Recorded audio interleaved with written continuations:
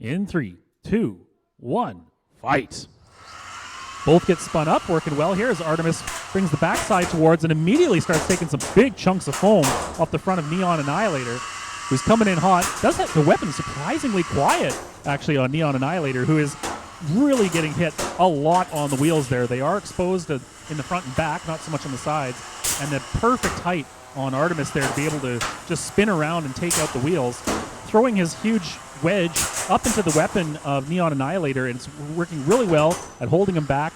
I'm liking this kind of spin move he does. He comes in with the wedge and then spins around to put the weapon into the opponent. Really good strategy, since you don't really have to put yourself in a vulnerable position until you're ready to, and then you can just wind up and unleash.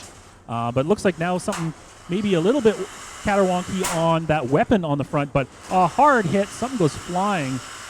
Looks like we got a band or something like that, maybe connected to one of the wheels on Neon Annihilator. That's coming apart. Big chunks out of the wheels. One is very bent on the front corner there, but Neon Annihilator managed to get a bit of a pin here on Artemis up against the wall. He's going to hold on to that as much as he can for 10 seconds here. And now he's got to release. Immediately Artemis coming out flying, gets that weapon spun right back up. Both weapons spinning up very quickly, so good designs on these.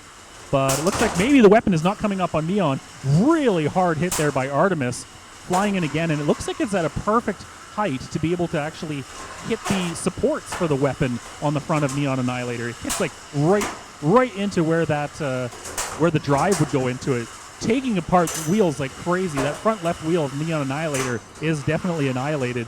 He's really having trouble getting both front wheels. Huge damage off that spinning weapon of Artemis, who seems like he's taken no damage at all, just a little bit of scratch on that big wedge on the back, but otherwise holding up great. 1:10 still to go.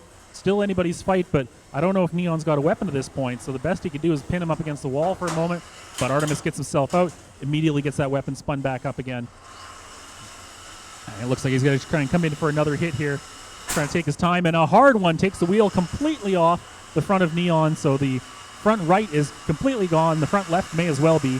Thankfully, he still has the two back ones, so he can make some progress, but now the weapon is dragging on the ground in front of him, and that's really making it difficult for him to get away. 40 seconds still to go, so we'll see what he can do, but having a lot of trouble making his way around. Holding out, nonetheless. Robot is still alive, if not very much hamstrung. Completely takes off the other wheel as well, so now we're definitely down to two wheels, and it's a tap out. The win goes to Brett with Artemis. Congratulations. One heck of a hard-hitting bot.